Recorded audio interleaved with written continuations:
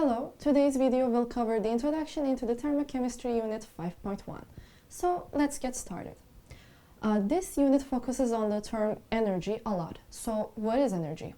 As you can see on my presentation, energy is an attribute of a substance as a consequence of its atomic or molecular structure. Energy exists in various forms, but as the name suggests, this unit will only focus on its heat form. So now let's define heat. Heat is a measure of total energy in a given amount of substance. And it is the result of temperature changes between systems, and systems are the sample reaction vessels of interest. So then what is temperature? Temperature represents the average kinetic energy of the substance. So while heat is related to total kinetic energy, temperature is related to average kinetic energy. And while heat depends on the amount of substance that is present, the temperature does not. So in short, while heat depends on the total kinetic energy, temperature is related to the average kinetic energy. And on top of this, while heat also depends on the substance amount, temperature does not depend on the substance amount that is present. So another term that you will commonly hear in this unit is enthalpy. Enthalpy is a system's total heat content, and it is denoted with H. So what does the total heat consist of? It consists of the energy stored in chemical bonds and intermolecular forces.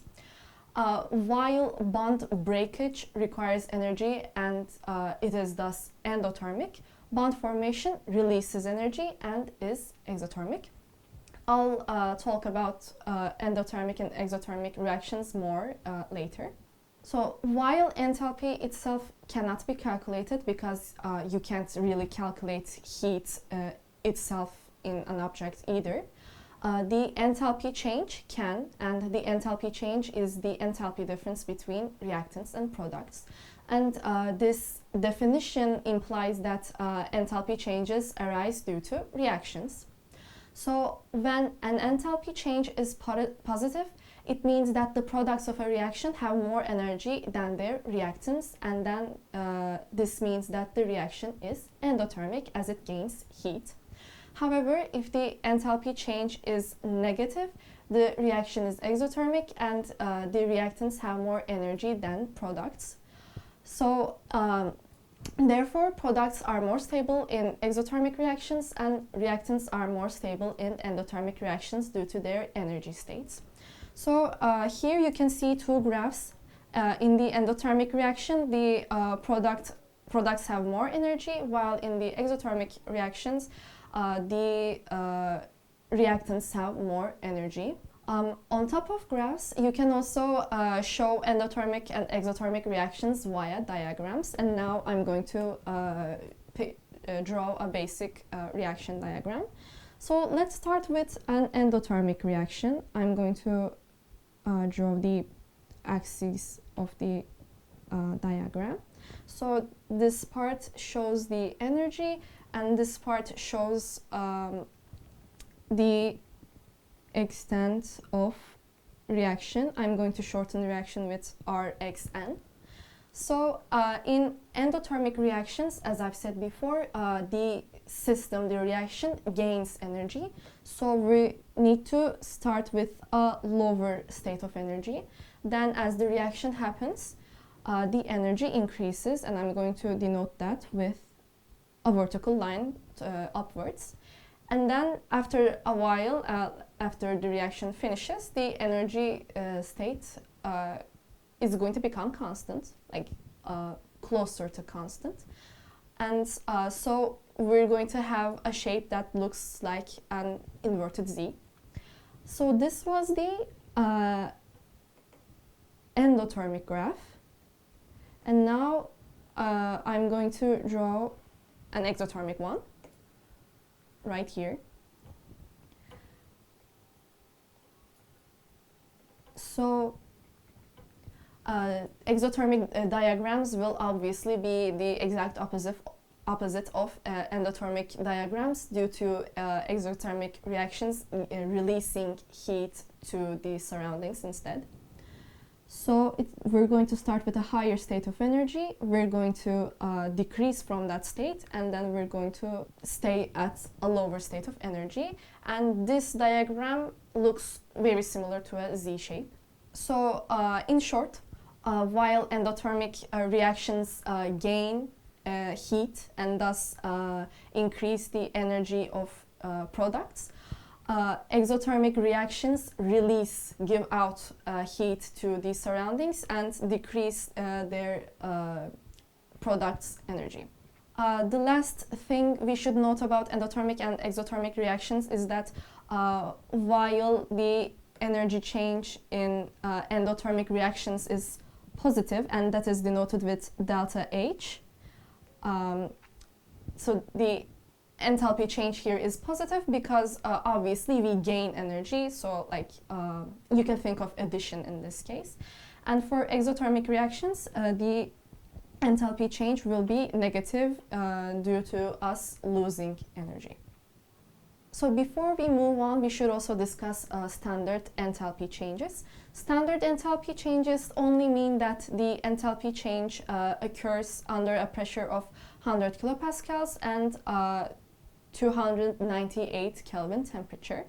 All reactants present and also products present should be at their standard states. So they should be in the states like solid, liquid, gas, in which they're found in nature. For example, carbon is found as a solid in nature, or chlorine is found as a gas, and that's why we write it as a diatomic molecule, Cl2.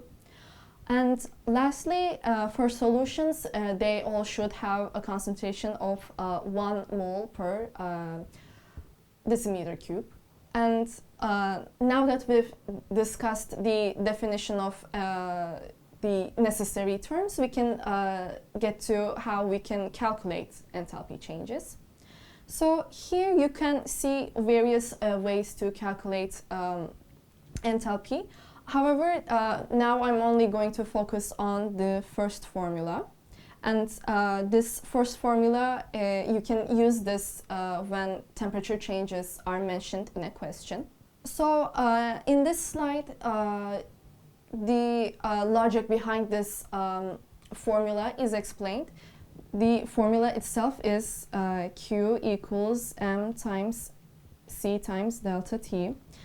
Q refers to the enthalpy change, M refers to mass, C refers to specific heat capacity, and delta T refers to the temperature change.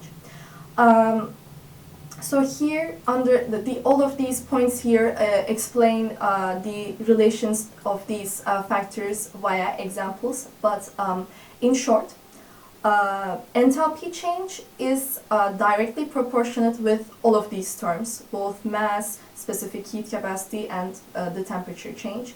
When any of them increase, so will enthalpy change.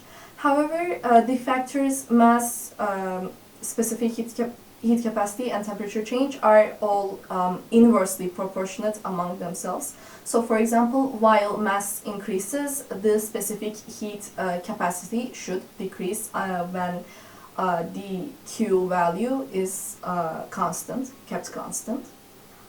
So again, the formula is this. So before we move on to the next topic, I should also define the word specific heat capacity.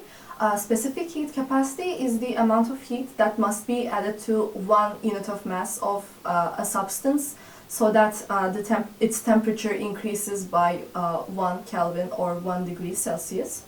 And we shouldn't confuse this term with heat capacity because heat capacity is used for any mass. So like while specific heat is used for only 1 unit of mass, heat capacity is refers to any amount of mass. So we can define heat capacity, capital C, as mass times little c, so specific heat capacity itself. So Here is an example question on how you could use this formula. How much energy must be supplied to increase the temperature of 100 grams of water from 50 to 67 Celsius degrees? So first, let's write our formula. Q equals M times C times delta T.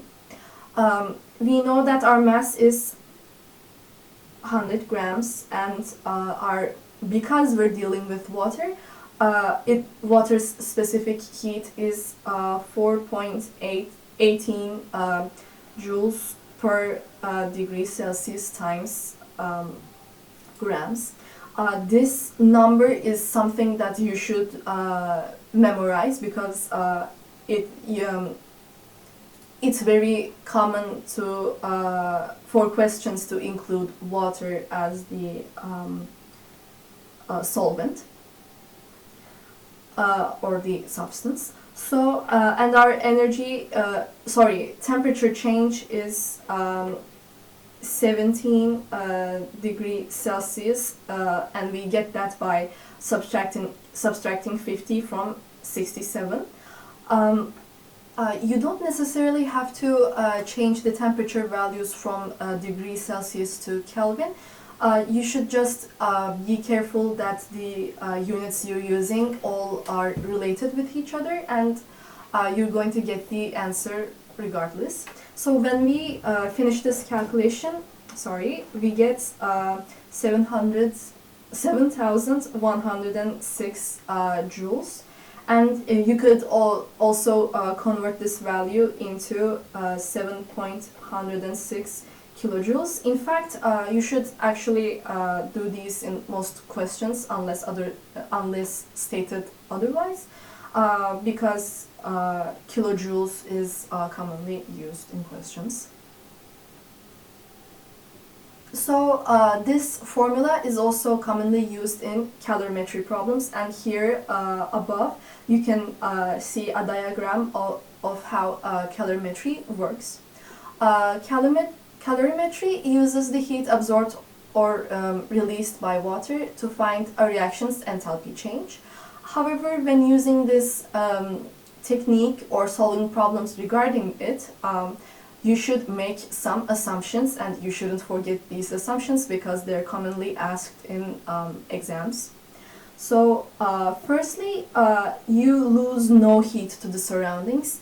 This means that all energy that comes from this burner right here goes straight to the water and only affects the temperature change in water. The second one is that the volumes to density ratio of the solution is equal to that of the water.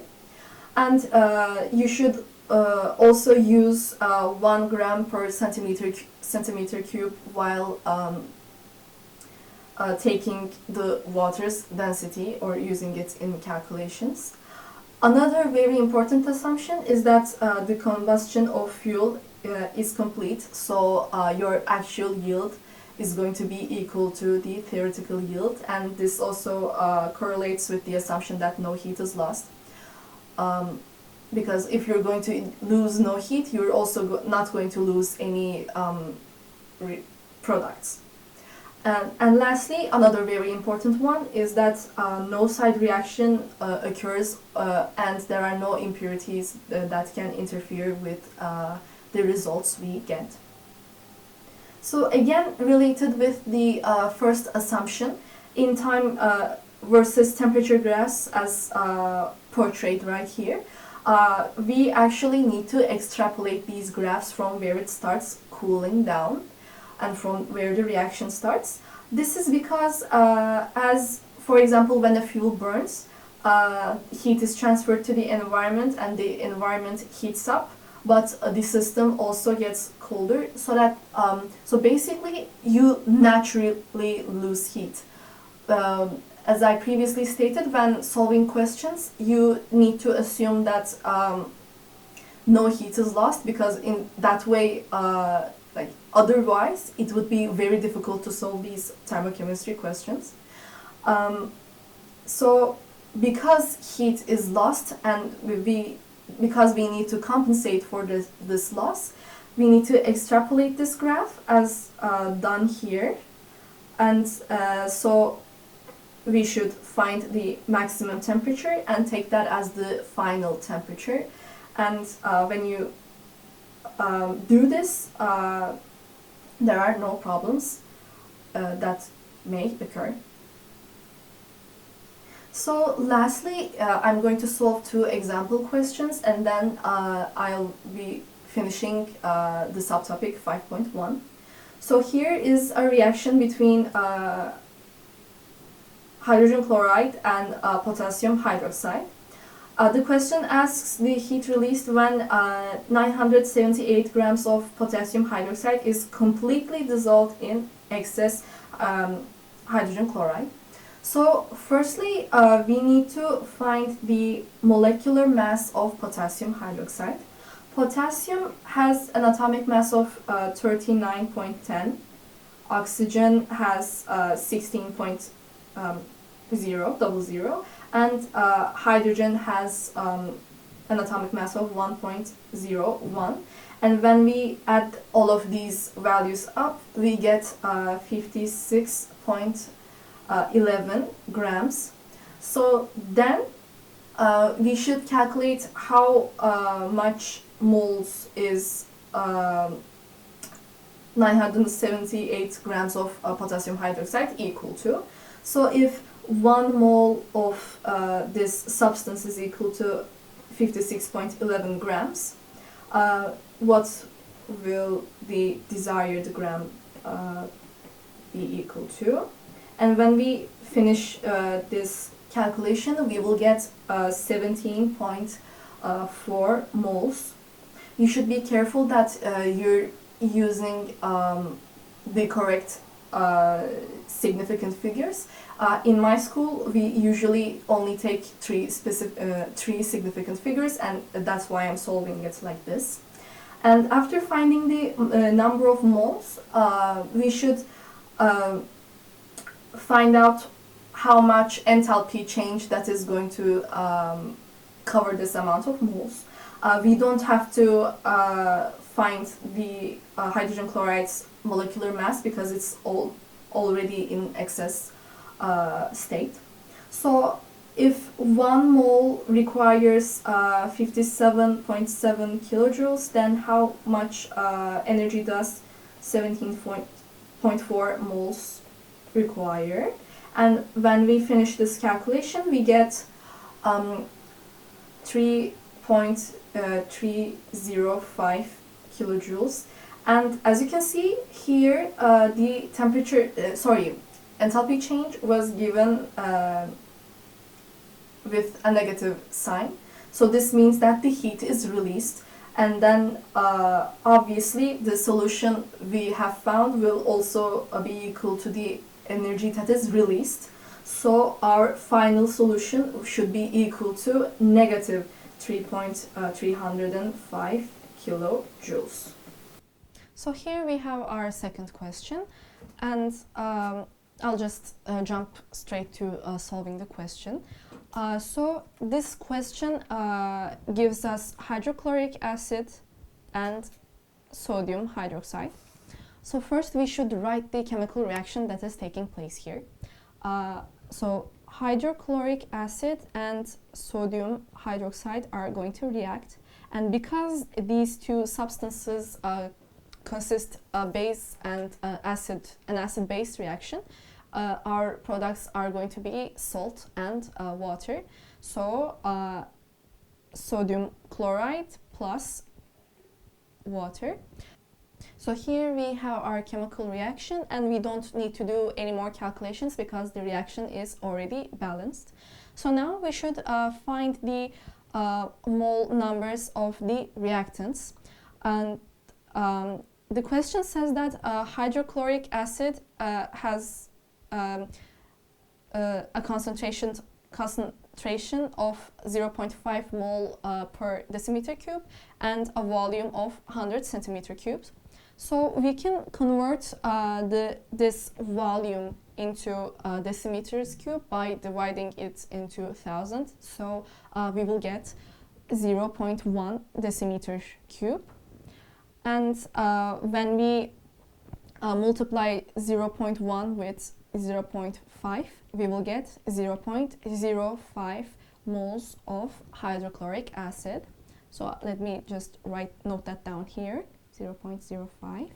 And because 1 m refers to 1 mole per decimeter cube, and because the values given for sodium hydroxide are equal to the values given for hydrochloric acid, we also know that sodium hydroxide will also be equal to 0.05 moles. So because this reaction is balanced in this state, and because water has the same mole number as the reactants, we also know that water will have 0.05 moles. So why is this significant? Because we're going to calculate enthalpy change, we will need to use the specific heat capacity value. However, we don't really know this value for hydrochloric acid or sodium hydroxide on top of our heads, but we do know this value for water, and that's equal to 4.18 joules per degree Celsius times grams. So let's write the total formula down here. Enthalpy change is equal to the product of mass, specific heat capacity, and temperature change. The C value will be equal to 4.18, as I stated before, and our temperature change will be equal to 5 degrees Celsius, and I got that by subtracting 12.6 from 17.6. And now we need to find our mass, and that's where the mole number comes in. We know that hydrogen, I'm going to write that on top of here. Hydrogen has an atomic mass of 1.01 grams, and oxygen has an atomic mass of 16.00. So water totally will have 18.02 grams, and I found this by adding up the hydrogen's atomic mass twice to the oxygen's atomic mass. So now I can say that if 1 mole of water is equal to 18.02 grams, then 0.05 moles will be equal to an unknown value, and when I do this calculation via cross multiplication, I will get 0.901 grams. So my mass value will going to be 0.901 grams.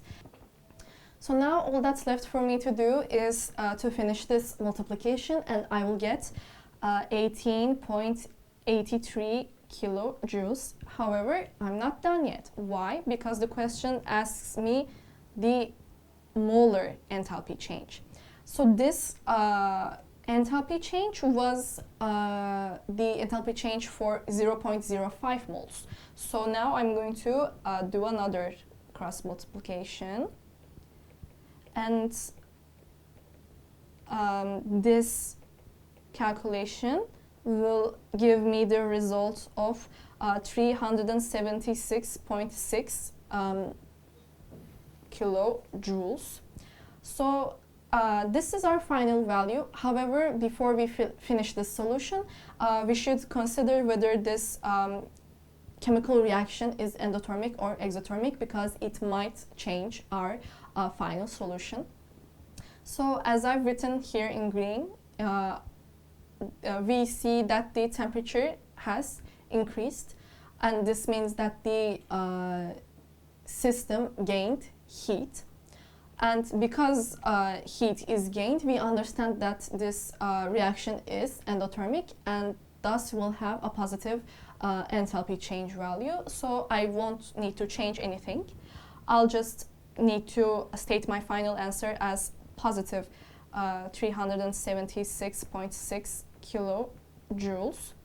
I should also say that normally this reaction right here will should be equal to joules, but I just shortened the step and divided the result by 1000 and got 18.83.